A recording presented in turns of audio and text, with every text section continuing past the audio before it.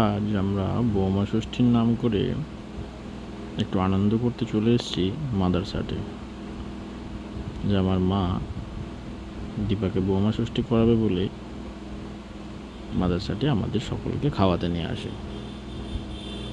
তো এখানে এসে একটা অভিনব জিনিস দেখি কি, যে এখানে রোবটের মাধ্যমে খাবার দেওয়া হচ্ছে।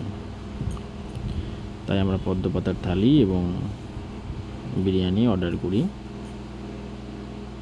আর রোবটটির সাথে সাথে সে খাবারগুলি যখন নিয়ে আসে, স্টাফেরা সে খাবারগুলি সার্ভ করে।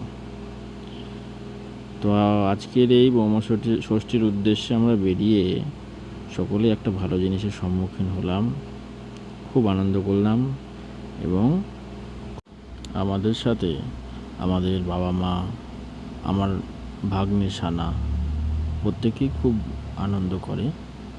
তারপর আমরা বাড়ি ফিরে আসি।